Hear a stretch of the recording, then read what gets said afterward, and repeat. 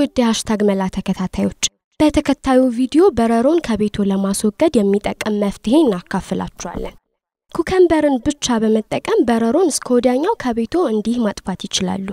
መቼም እርግጠኛ ሆኖ መናገር ባይቻልም አብዛኛው ሰው በረሮ የሚባለውን ነገር በቤቱ በተለይም በማዕድ ቤት አካባቢ ማየት ደስ ያሰኘው።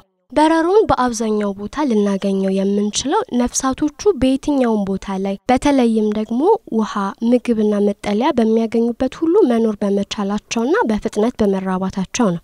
ጥናቶች እንደሚጠቁሙት ከሆነ ሙቀት ሲጨምር የበረሮችም እንቅስቃሴ በዛው ልክ ይጨምራል።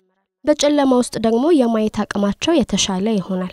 ከእንጨት ወይንም ከወረቀት የተሰራ ነገር ለነሱ ስለሚመቻቸው በብዛት እዛ ውስጥ ልናገኛቸው እንችላለን። ስለዚህ በእቃ ቤት ኮመዲና ጀርባ አሊያም ደግሞ ውስጡ ከፍሪጅ ጀርባና ስቶቭ አካባቢ የነሱ ግዛት ይሆናል ማለት ነው።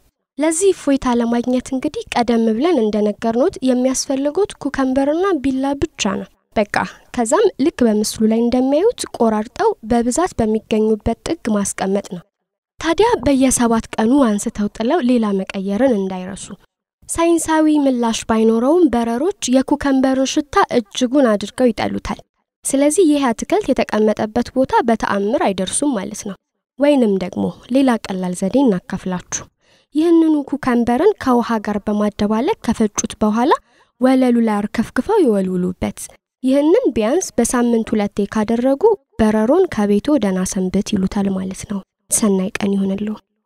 ውድ የሃሽታግ መላ ተከታታዮች እኚህንና መሰል መላዎችን ሁሌም ወደ እናንተ ስለምናደርስ ቀድሞ እንዲደርሱት ሰብስክራይብ ማድረግዎን አይርሱ። ሌሎች ማወቅ የሚፈልጉትን ደግሞ ከስር ኮሜንት ላይ ይጻፉልን። እናመሰግናለን።